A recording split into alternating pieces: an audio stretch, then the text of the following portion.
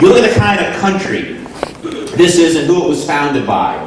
And there are basically 3 or 4 ages that this country has gone through.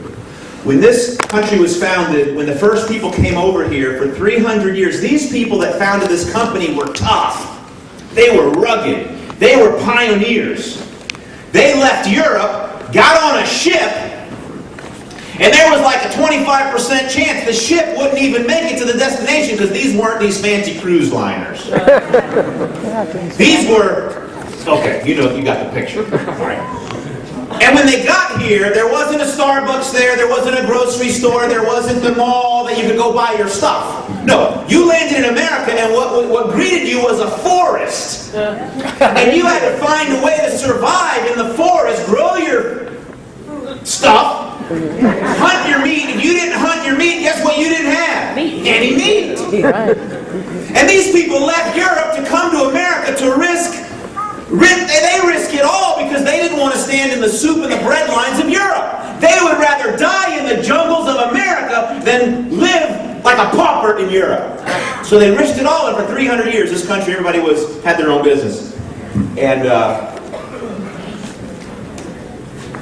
found a way to survive. But then after that came the industrial age, where they opened factories and people got a job and went to work for a company, and they didn't have to worry about what they had to do. They were told what to do, and they brought a little bag of food for their lunch, and they just went to work for somebody. And then after that was the corporate age, and after that was the agricultural age, industrial age, and the corporate age. And then the 20th century is known as the corporate age, where people got these fancy jobs and white collar, you work for these huge companies. But today, what is the age? The 19th century is the industrial age. The 20th century is the corporate age. But now they are saying, all the experts are saying, that the 21st century is the entrepreneurial age. Who knows that a job's not the answer? Everybody. And many, many articles have been written. Programs now in college are teaching graduates how to become entrepreneurs. Graduating from college, can't find a job? Maybe you can create your own. Ask an expert. Now is the best time ever to start your own business. Why? Because capitalism has proven to be the best economic system. Because entrepreneurs are now the global rock stars. Small business and entrepreneurship is now in vogue. It's now in style. And because of that, the idea of owning your own business has become much more acceptable, indeed desirable. Small business is on the march because, among other reasons, people get that supporting small business is good business. But what's the problem? And I'll wrap up with this.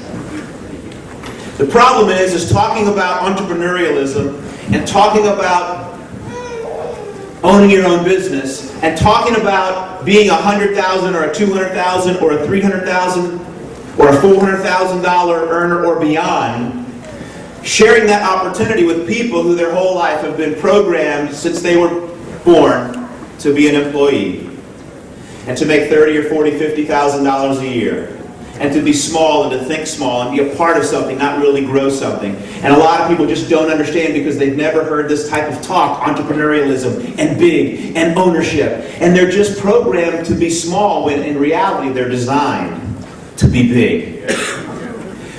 In the good book it says we are all created right beneath the angels. And if we are all created right beneath the angels, would you agree that's pretty special? Yes. Folks, I believe there's greatness inside of every human being. I believe you making a decision to be involved in this business, that decision and you being able to stretch your mind and think bigger and dream bigger and being a part of something that great things can happen because that's the system, you can grow to a level that never would have happened at a job. By changing your thinking, by changing your system, by changing your environment, you can change your whole life. And I have the special privilege right now to introduce our speaker to you. By the way, if you missed yesterday, that was one of the greatest sessions. If you're interested in team building, get a copy of that talk. But this lady, Cheryl Bartlett, is really a company legend. She is a hero. She's been here for many, many years. left the job, was scared, had doubts like everybody else. But what she has done and where she has climbed, her intensity, you talk about a crusader, you talk about someone who cares about people. First and foremost, folks, we are in the people business. And this person is the type of person who you just know when she's in front of you. Yesterday, everybody came to me and said, some people said to me, I would follow her anywhere because of the type of person she is. She came in here small, she did some things, she's done some things that most people never do in our company. In the state of California, she is #1 in base and first generation codes with almost 700 licensed people. She has 31 regional vice presidents. She has an incredibly productive team. I did her Fast Start School back in September, and I just left there so impressed saying, man, Christian, you got a lot of work to do. Because I looked at her professionalism, her people, her organization, her operation. She is just one impressive leader. This lady is tough. She's competitive. She has a builder's mindset. And really, second to none. They say one of the ways you change your life is to have an opportunity to get exposed to good people. And that's what Cheryl Bartlett is.